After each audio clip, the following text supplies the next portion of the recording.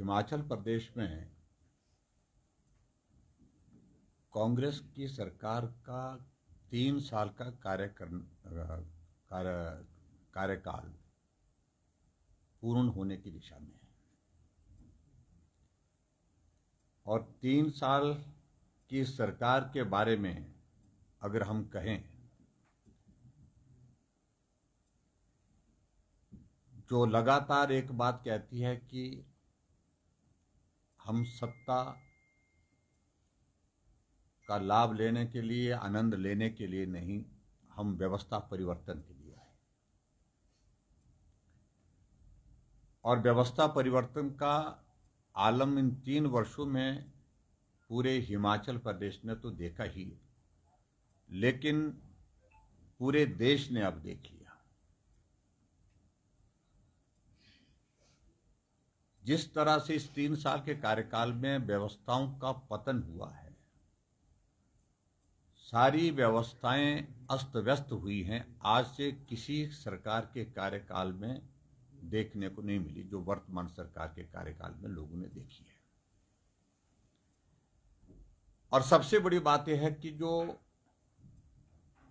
जो मुख्यमंत्री का एक इंस्टीट्यूशन जिसके प्रति लोगों का सम्मान भी होता है, भरोसा भी होता है, विश्वास भी होता है,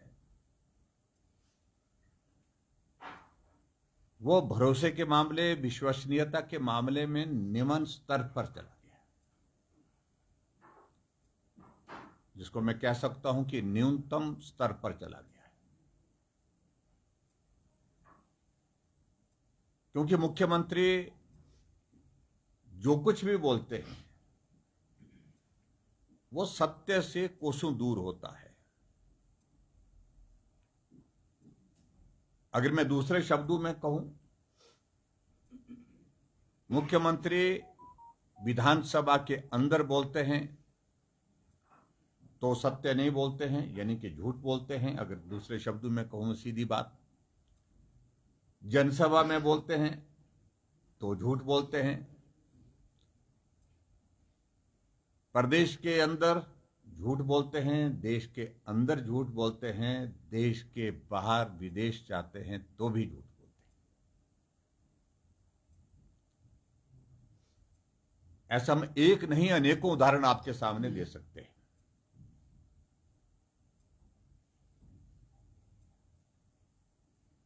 इसलिए जो मुख्यमंत्री का जो इंस्टीट्यूशन है वो विश्वसनीयता के स्तर पर बहुत नीचे चला गया है। और उसकी वजह कि मुख्यमंत्री इस प्रकार से काम कर रहे हैं जैसे कि वो एक स्टूडेंट ऑर्गेनाइजेशन को जैसे चलाया करते थे, एनएसवाई को, उसी तरह से कैजुअल तरीके से वो चलाते हैं। सरकार के फैसले एक बार नहीं अनेकों बार हास्यास्पद बने हैं और उसकी वजह कि सोच विचार करके फैसले लेने की आदत नहीं है।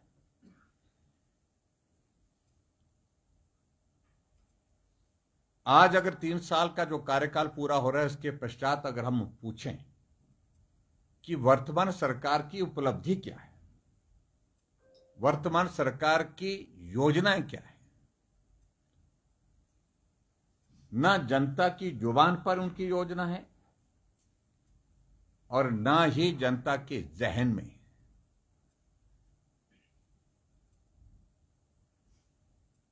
हमने हिमाचल प्रदेश में 5 साल सरकार चलाई और सरकार के उस वक्त की योजनाएं आज भी लोगों के जहन में भी है और जुबान पर भी है। चाहे हिमकेयर की बात करें, चाहे गृहिणी सुविधा योजना की बात करें, चाहे सहारा योजना की बात करें, चाहे शगुन योजना की बात करें और चाहे मुख्यमंत्री स्वावलंबन योजना की बात करें, चाहे हम वृद्धावर्ष जो हमारी अवस्था जो पेंशन होती है, हैंडीकैप पेंशन होती है, विडो पेंशन होती है, चाहे हम उसकी आयु को 80 साल से घटा करके 60 साल पर लाए, चाहे उसकी बात होती है, चाहे जनमंच की बात करें, चाहे हम मुख्यमंत्री कार्यालय के माध्यम से जो विशेष तौर से लोगों की समस्याओं का समाधान करने के लिए सीएम हेल्पलाइन की बात करें। लेकिन यहां 3 वर्ष का कार्यकाल, जिसमें उनकी सरकार की जवानी का वक्त निकल गया है, बुढ़ापे का वक्त शुरू हो गया है, एक भी योजना हिमाचल प्रदेश में सरकार के साथ इस प्रकार से लोगों के बीच में नहीं गई है जिसको लोग याद करें, जिससे समाज को कोई लाभ हुआ। हां, चर्चा होती है, ऐसे फैसलों की चर्चा होती है जिसमें जगनशाही होती है, चाहे वो समोसा का जिक्र होता है, उसकी जांच का विषय होता है, चाहे आपके जंगली मुर्गे की बात होती है, चाहे चलती बस में कोई राहुल गांधी की कोई ऑडियो या वीडियो अपने मोबाइल पर देखकर उस पर एफआईआर करने की बात होती है, चाहे सोशल मीडिया वाले कोई खबर लगा देते हैं, उन पर एफआईआर की बात होती है। और पूरा 3 साल का कार्यकाल इन्हीं चीजों में गुजर गया है। मैं ये जरूर कहना चाहता हूं कि झूठ की अगर मैं बात, जहां तक मुख्यमंत्री जी और इनकी सरकार के जो कहने की बातें आती हैं, बहुत सारे उदाहरण दिए विधानसभा के अंदर, कहा कि गारंटी हमने नहीं दी है, हमने गारंटी को कहा नहीं है कि हम जो है वो जल्दी पूरा करेंगे, हमने कहा कि 5 साल के बाद पूरा करेंगे। हमने उनका घोषणा पत्र, जो गारंटी पत्र विधानसभा के अध्यक्ष को वहां पर थमा दिया, उन्हें पढ़ करके सुना दिया कि कैबिनेट की पहली बैठक में 18 से 60 साल की महिलाओं को 1500 रुपए दे दी जाएंगे। कैबिनेट की पहली बैठक में हिमाचल प्रदेश में 1 लाख नौकरी निकाल दी जाएंगी, 5 साल में 5 लाख नौकरी दी जाएंगी। ये सारी चीजें विधानसभा के अंदर कही गई थी और जहां मुख्यमंत्री जी मुकर गए थे, और जब विधानसभा अध्यक्ष ने पढ़ करके सुनाया तो उनको अपनी गलती का एहसास भी हुआ। और इसी तरह एक बात नहीं, बेरोजगार नौजवानों को रोजगार देने की जो बातें कही थी, उन सारी बातों पर प्रश्न चिन्ह खड़ा हुआ। एक जनसभा में कहते हैं कि 34,000 लोगों को रोजगार दे दिया गया, विधानसभा में उत्तर आता है तो वो आंकड़ा जाकर के 22 और 23,000 के बीच में पहुंच गया। इनकी कौन सी बात सच है? इन सारी चीजों पर प्रश्न खड़ा होता है।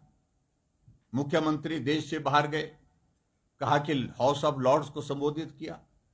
House of Lords in progress ही नहीं था वहां पर। और उसके बाद उनके कार्यालय से प्रेस नोट जारी होता है कि हिमाचल प्रदेश नहीं, पूरे देश के पहले मुख्यमंत्री हाउस ऑफ लॉर्ड्स को संबोधित करने वाले सुखविंदर सिंह सुक्खू जी बने। जब जानकारी हासिल की तो सच्चाई से कोसों दूर थी चीजें। और अभी पिछले कल हम देख रहे थे कि आजकल वो बिहार के चुनाव पर गए और बिहार के चुनाव में जाकर के वहां पर कहा कि हिमाचल प्रदेश में जो गारंटियां हमने दी हैं वो सारी गारंटियां हमने पूरी कर दी हैं, लागू कर दी हैं। और मुझे तो हैरानी इस बात की हुई कि जो एक आंकड़ा दिया 2,87,000 जो पेंशन देने की जो बात कही उन्होंने, यह आंकड़ा कौन सा आंकड़ा? यह आंकड़ा तो वो आंकड़ा जो भारतीय जनता पार्टी की सरकार ने 80 साल से उस पेंशन की आयु सीमा को 60 साल पर लाया था। उनका क्या योगदान उसमें? और कहा कि हमने कुछ जिलों में 1500 रुपए सभी महिलाओं को देने का जो ऐलान किया था वो हमने पूरा कर दिया। यानी कि लगातार मुख्यमंत्री जाकर के प्रेस कॉन्फ्रेंसिस में, पब्लिक मीटिंग में, विधानसभा के अंदर, विधानसभा के बाहर सत्य से हट करके बोलते हैं, झूठ बोलते हैं। ये बहुत दुर्भाग्यपूर्ण स्थिति है। कुल मिलाकर के मैं ये जरूर कहना चाहता हूं, अगर मैं यहां धर्मशाला में आप सबके बीच में यहां आया हूं, बहुत सारे विषय ऐसे हैं जिन विषयों पर बहुत ज्यादा बोला हूं, लेकिन कब तक वो बातें वो कहते रहेंगे और कब तक जो बातें कही है वो पूरी होंगी, ये प्रश्न है। क्या ये सत्य है कि हिमाचल प्रदेश में सेंट्रल यूनिवर्सिटी के लिए धर्मशाला और देहरा में 2 जगह स्थान चयन हुआ, फॉरेस्ट की क्लियरेंसेस हुई थी दोनों जगह। हमारे टाइम में भूमि पूजन का कार्यक्रम वहां पर देहरा में हुआ, लेकिन दूसरी जगह की जो लैंड की जो कुछ फॉर्मेलिटीज थी, इस कारण से फाउंडेशन स्टोन नहीं हो पाया था।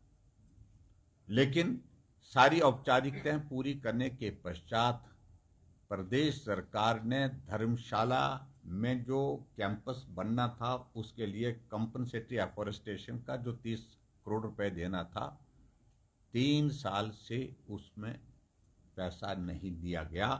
मंशा यही कि उसको बंद करने की है,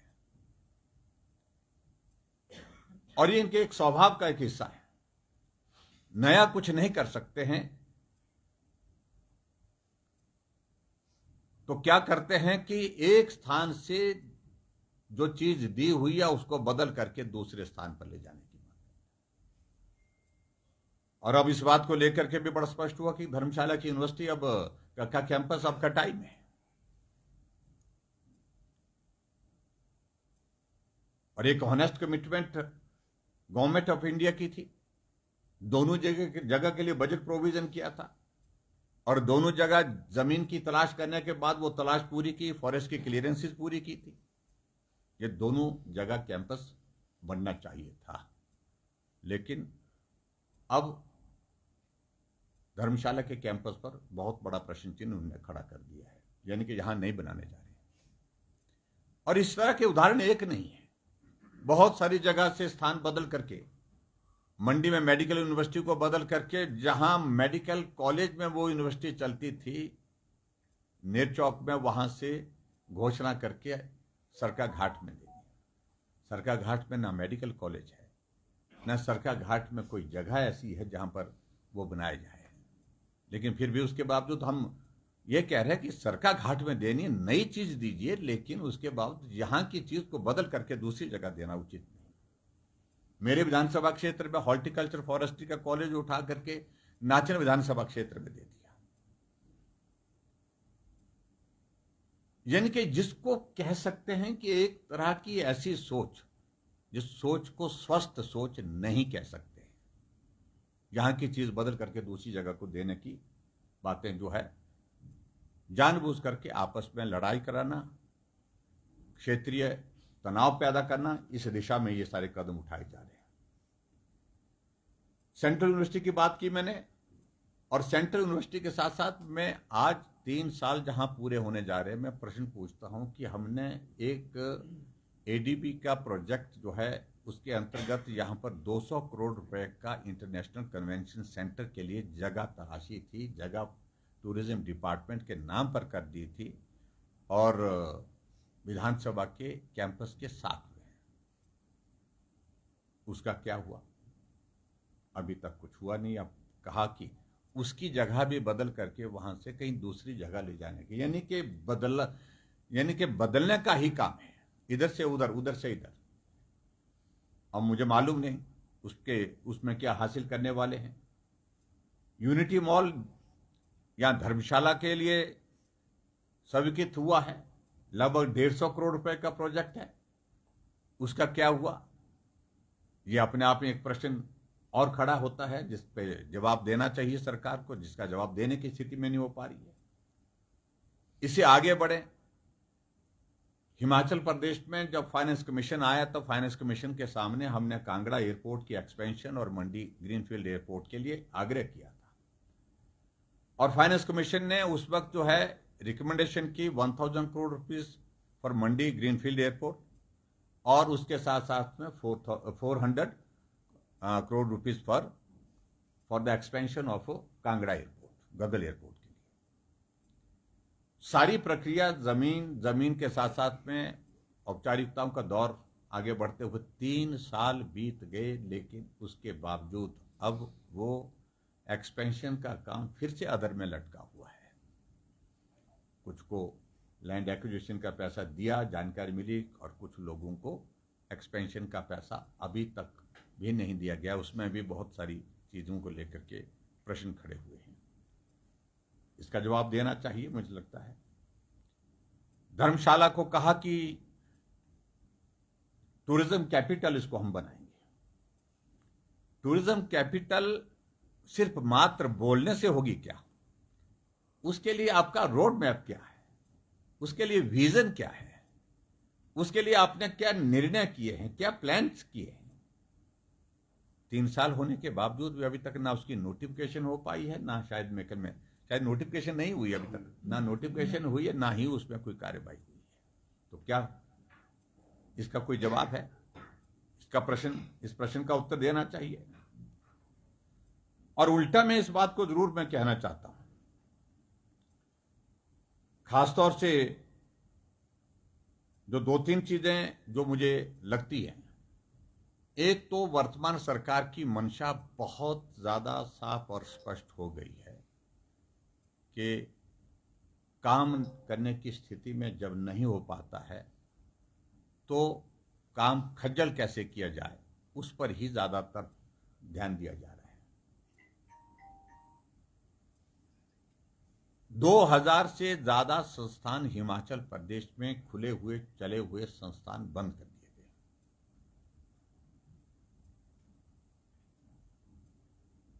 और हिमाचल प्रदेश में आजकल एक नया चला है कि जो डॉक्टर वाईएस परमार, जो हिमाचल प्रदेश के पहले मुख्यमंत्री थे, जिन्होंने 118 हिमाचल प्रदेश की जमीन को बचाने के लिए कानून लाया था ताकि हिमाचल की जमीन के मालिक हिमाचल के लोग रह सकें,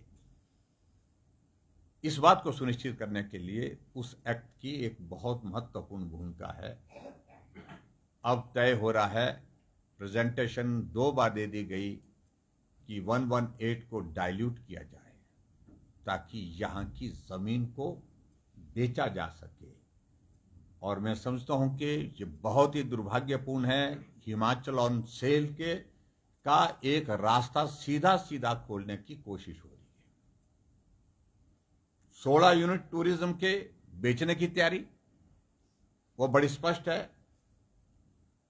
और उसके साथ साथ में लगभग 111 हेक्टेयर जमीन जो है वो कृषि विश्वविद्यालय पालमपुर की, उसको बेचने के लिए टूरिज्म विलेज बना करके पूरी तैयारी कर दी गई थी। लेकिन मामला कोर्ट में, और कोर्ट के साथ साथ में विधानसभा में उठा। हमारे पार्टी के सब साथियों ने, यहाँ नेतृत्व जो बैठा, इन सब लोगों ने आवाज उठाई, उसके कारण उलझा पड़ा है। लेकिन अब मामला जब हाई कोर्ट से स्टे होने के बाद लगा कि कठिन हो गया, अब सुप्रीम कोर्ट में स्टे को वेकेट करने के लिए वो जाकर के प्रयत्न कर रहे हैं ताकि इस जमीन को बेचा जा सके।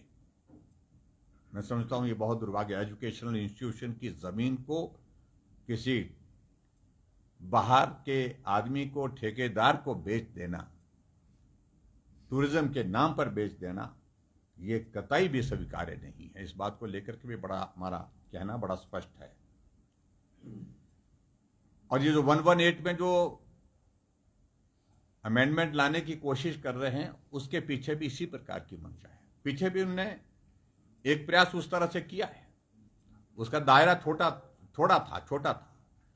लेकिन अब जो नई योजना बन रही है उसमें बहुत ज्यादा धारा 370 को बदलने के लिए जो है प्रक्रिया शुरू की जा रही है। इसलिए धारा 118 को बदलने की प्रक्रिया शुरू की जा रही है। और खासतौर से इसमें मैं जरूर कहना चाहता हूं, कुछ अधिकारी लगातार इस दिशा में प्रयत्न करते हैं। और वर्तमान सरकार का हिमाचल प्रदेश में जो हालात हैं, उस हालात में हम कह सकते हैं कि सरकार तो अधिकारियों की कठपुतली बनकर के रह गई है, क्योंकि ऐसा कभी नहीं देखा गया आज तक के हिमाचल के इतिहास में कि चीफ सेक्रेटरी एडिशनल चार्ज के साथ, डीजीपी एडिशनल चार्ज के साथ, इसके अलावा एक नहीं अनेकों अधिकारी जो हेड हैं, चाहे वो फॉरेस्ट डिपार्टमेंट है, कोई और डिपार्टमेंट है, वो एडिशनल चार्ज के साथ है।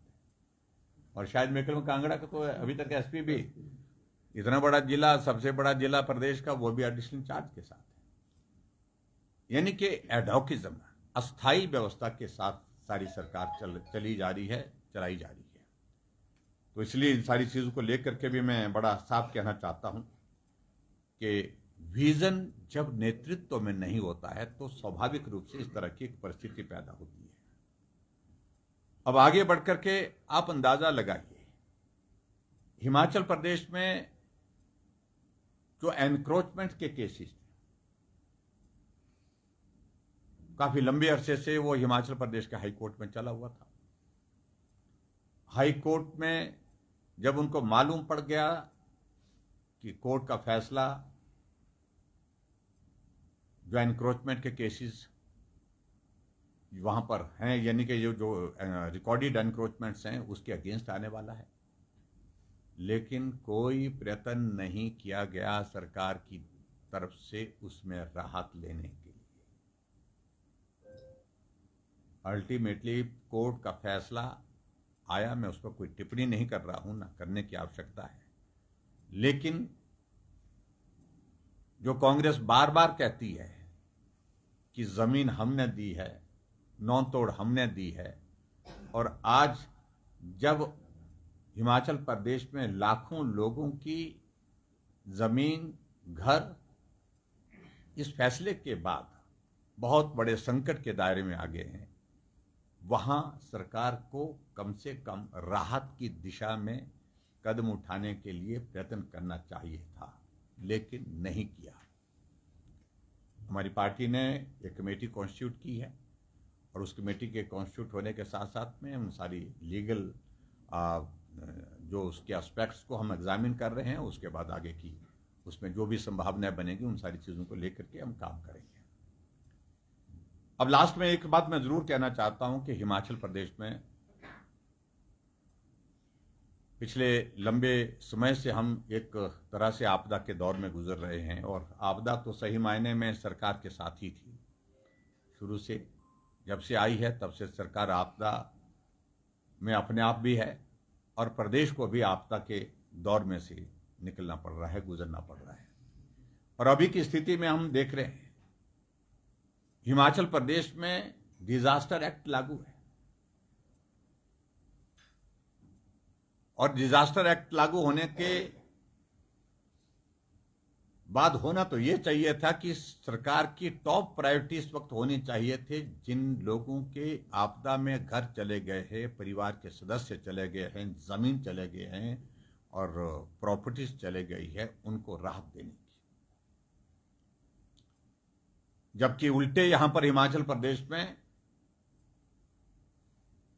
इस आपदा के नाम पर सरकार स्वयं राहत लेने की कोशिश कर रही है। राहत लेने की कोशिश का अभिप्राय मेरा ये है कि म्युनिसिपल कॉरपोरेशन के चुनाव थे, वो पोस्टपोन कर दिए गए। पंचायतों के चुनाव आपदा के नाम पर पोस्टपोन कर दिए गए। कहा कि रेस्टोरेशन का काम चला है, आपदा प्रभावित लोगों को मदद करने का काम चल रहा है। अगर काम चला होता तो हम भी मानते हैं। सही मायने में हिमाचल प्रदेश में इस आपदा के बाद काम हो ही नहीं रहा है।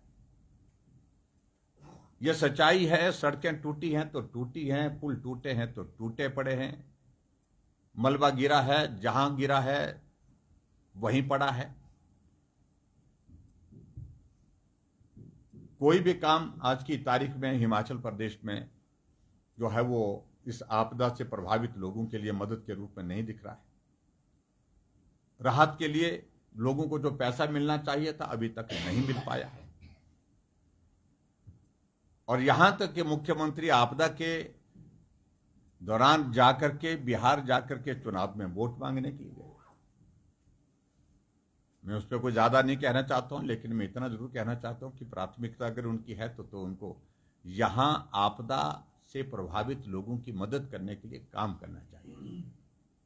ये पहली बार देखा कि जब आपदा के दौरान सड़कें बंद हो गई तो लोगों ने अपने किराए से जेसीबी हायर करके अपने साधनों से पैसे इकट्ठा करके रास्ते खोलने, सड़क खोलने का काम किया, सरकार उस काम को करने की स्थिति में नहीं हो पाई। अभी कॉन्ट्रैक्टर के लिए एक चीज हमने देखी कि ठेकेदार सड़कों पर आ गए और आपदा के दौरान टेंडर लगाने के लिए सरकार ने घोषणा की या टेंडर नोटिफाई कर दिया, लेकिन उसके बावजूद टेंडर भरने के लिए कोई नहीं आया। क्योंकि ठेकेदार इसलिए नहीं आ रहे हैं क्योंकि उनको मालूम है टेंडर ले तो लेंगे लेकिन काम भी कर लेंगे लेकिन पैसा नहीं मिलेगा, इसलिए टेंडर भरने ही नहीं आ रहे। यह स्थिति हिमाचल प्रदेश की वर्तमान स्थिति की इसमें है। तो मैं कुल मिलाकर के यही कहूंगा कि हिमाचल प्रदेश एक बहुत बड़े संकट के दौर में गुजर रहा है। वजह चाहे वो प्राकृतिक आपदा है और उसके बाद उतनी ही उससे ज्यादा बड़ी वजह हिमाचल प्रदेश में जो सरकार निर्मित आपदा, नेतृत्व निर्मित आपदा जो वर्तमान कांग्रेस की सरकार है उसके कारण।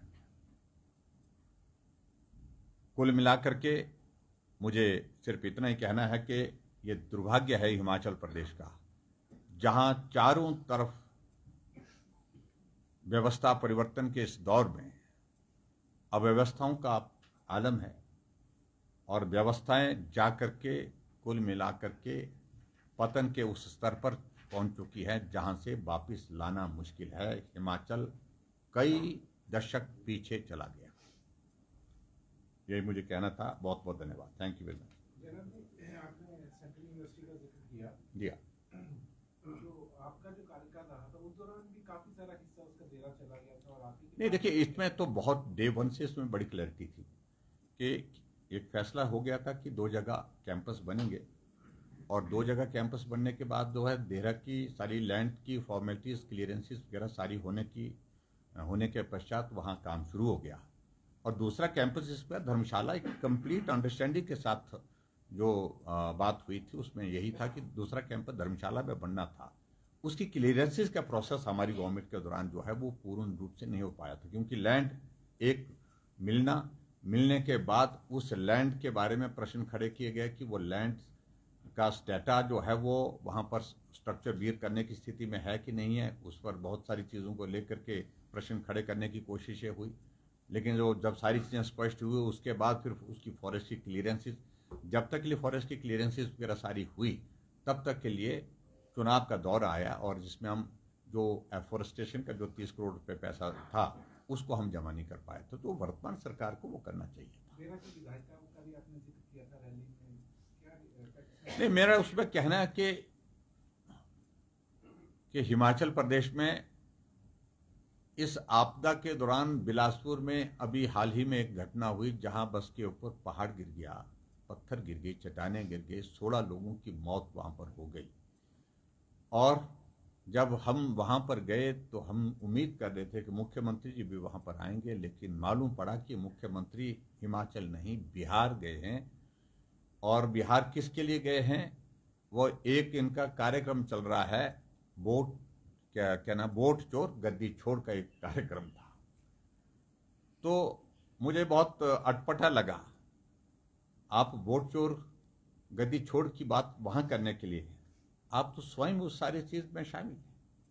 देहरा के उपचुनाव में आपने देखा होगा कि लगभग शायद 65 महिला मंडल के खाते में 50-50 हजार रुपए उनके खाते में डाले गए, लगभग 33 लाख रुपए डाला गया। और जब विधानसभा के अंदर जब प्रश्न पूछा गया तो कहा गया सूचना एकत्रित की जा रही है, जबकि हमारे माननीय सदस्यों के हाथ में सूचना आरटीआई के माध्यम से आ चुकी थी। और ये सदन की गरिमा का बहुत बड़ा अनादर हुआ है, अपमान हुआ है। आरटीआई की इंफॉर्मेशन हाउस में मेंबर्स के पास थी, लेकिन सरकार जवाब दे रही है सूचना एकत्रित की जा रही है। और जब भी कोई प्रश्न लगता तो पहला अधिकार सरकार का किसी को सूचना देने का बनता है वो माननीय सदस्यों को सदन को दिया जाता है, सदस्यों को दिया जाता है। और इसलिए अब तो शायद वो मामला हाईकोर्ट में गया है और हाईकोर्ट में उसमें नोटिस वगैरह दिए हैं, जवाब देना होगा सरकार को। वोट चोर का मुझे लगता है कि ये बहुत बड़ा एक उदाहरण जो है वो हमारे सामने है, और जिस पर मुझे इससे ज्यादा कोई टिप्पणी करने की आवश्यकता नहीं, लोग खुद महसूस कर लें। सर, शीतकालीन सत्र शुरू होने वाला है आगामी महीनों में। हाँ जी, बीजेपी किन मुद्दों को लेकर सरकार पर दबाव बनाएगी? और निश्चित रूप से जो जनहित के जो महत्वपूर्ण मुद्दे हैं, ये जो मुद्दे में कुछ मुद्दों को मैंने यहाँ फ्लैग किया आपके सामने, चाहे वो रोजगार से संबंधित इश्यूज हैं। हिमाचल ऑन सेल अपने आप में बहुत बड़ा मुद्दा है। हिमाचल प्रदेश में लॉ एंड ऑर्डर सिचुएशन बहुत बड़ा मुद्दा है। हिमाचल प्रदेश में कर्मचारियों को समय पर सैलरी नहीं, पेंशन को पेंशन नहीं, ये बहुत बड़ा अपने आप में मुद्दा है। 10 गारंटियां दे रखी, गारंटियां पूरी नहीं हुई, ये अपने आप में एक मुद्दा है। और ऊपर से डिजास्टर के अंतर्गत जो डैमेजेस हुए हैं, नुकसान हुआ है, उसकी भरपाई के लिए प्रदेश सरकार कोई भी काम नहीं कर पाई। ऐसे बहुत सारे मुद्दे। सर, दूसरा क्वेश्चन इसी के साथ है। आप बार बार बयान देते हैं कि सरकार अपने बोझ से ही गिर जाएगी, ढह जाएगी। इसके पीछे ये राजनीतिक स्टेटमेंट है या आपके पास कोई इसका आधार है? ये आधार देखिए, हमारा इसमें बड़ा सीधा राजनीतिक स्टेटमेंट का कोई विषय नहीं बनता है। जैसे कैसे सरकार बची है, आप अंदाजा लगा सकते हैं कि 1 साल के कार्यकाल में नेतृत्व पर प्रश्न खड़े हो गए, और प्रश्न खड़े होने के पश्चात 6 विधायक उनकी ही पार्टी के छोड़ के चले गए, 3 निर्दलीय विधायकों ने समर्थन वापस लिया। 9 लोगों की संख्या थोड़ी नहीं होती छोटे से विधानसभा में, क्योंकि जिस तरह के काम करने के तौर तरीके हैं उसके कारण बहुत सारे प्रश्न हैं। और आज भी कांग्रेस पार्टी के अंदर असंतोष जो है नेतृत्व के खिलाफ, सरकार के खिलाफ चरम सीमा पर है। इसलिए मैं इस बात को कहूँ। ठाकुर साहब, एक सवाल है मेरा कि अभी आपने डिजास्टर एक्ट की बात की। ये सच है, प्रदेश आपदाओं के दौर से गुजरे हैं, लेकिन उसी आपदा में अवसर निकाल करके पक्ष और विपक्ष के तमाम विधायक, मंत्री और मुख्यमंत्री ने अपनी सैलरी बढ़ा दी। तो ऐसी क्या गरीबी आ गई थी तमाम नेताओं के पास, जहां प्रदेश के लोगों की मदद करनी चाहिए, सदन में बैठ कर खुद की सैलरी बढ़ा दी और विपक्ष ने कोई प्रेस कॉन्फ्रेंस नहीं किया? नहीं, देखिए, इस बात को लेकर के मैं बड़ा साफ कहना चाह रहा हूँ। ये फैसला आज का नहीं, बहुत पहले जब डिजास्टर का दौर उस वक्त नहीं था, ये मैं बजट सेशन का फैसला लिया हुआ था। मुझे लगता है इस पर पहले भी बोल चुके हैं, इससे ज़्यादा कुछ बोलने की आवश्यकता नहीं। हालांकि उसमें जो है वो इसमें इसको लागू करने में जो है सरकार ने जो है उसमें समय लगा उनका, लेकिन फैसला जो है वो बजट सत्र का लिया हुआ है, मार्च का लिया हुआ है। प्राइम मिनिस्टर ने फ्लड रिलीफ की अनाउंसमेंट की थी, वो पैसा नहीं आया अभी तक, उसके बारे में आपकी पार्टी क्या कर रही है? कांग्रेस के लोग चाह रहे हैं कि वो पैसा उनकी जेब में आए, ऐसा संभव नहीं है। पैसा आएगा, एक व्यवस्था के अनुसार आएगा, और निश्चित रूप से जो प्राइम मिनिस्टर ने कहा है वो पत्थर की लकीर है, वो पैसा आएगा। मुझे लगता है जल्दी आएगा, उसकी कुछ फॉर्मुलेट करेंगे उसको जल्दी। आपके विधायक नगरोटा से हैं, इन्होंने एक मुद्दा उठाया था केसीसी बैंक का, और होटल शेयर परचेज का शायद इन्होंने जिक्र किया था उसमें, केसीसी बैंक का। उस मुद्दे पे इनके अलावा किसी ने कोई स्टेटमेंट नहीं, बहुत उस बारे में बोला है, पार्टी के अंदर सब लोगों ने बोला है। उन सारी चीज़ों को लेकर के एक तो इन्वेस्टिगेशन की प्रोसेस उसमें चली है। इन्वेस्टिगेशन जब चली है तो मुझे लगता है कि हमको इंतजार भी करना चाहिए, लेकिन गलत तरीके से कांगड़ा सेंट्रल कोऑपरेटिव बैंक के माध्यम से जो वन टाइम OTS के तहत, वन टाइम सेटलमेंट के तहत जो है वो सारे किए गए हैं, उस पर प्रश्न बहुत बड़े खड़े हुए हैं। चाहे वो ऊना के किसी एक नेता का है, चाहे वो बिलासपुर हमीरपुर के किसी नेता का है, चाहे वो कांगड़ा के किसी नेता के बारे में, इन सारी चीज़ों को लेकर के पार्टी बड़ी स्पष्ट है। गलत हुआ है तो कानून के मुताबिक उस पर कार्रवाई होनी चाहिए। पिछले 3 सालों में भाजपा का क्या स्टैंड रहा है? कहाँ? केंद्रीय विश्वविद्यालय के मुद्दे पर हमारा स्टैंड बड़ा क्लियर है कि धर्मशाला कैंपस जो है वो उस कैंपस का काम शुरू होना चाहिए। बजट प्रोविजन उसके लिए किया हुआ है, 30 करोड़ रुपए कंपल्सरी ऑफरेस्टेशन का जमा करना चाहिए। केंद्र में आपकी सरकार ने प्रयास किया है?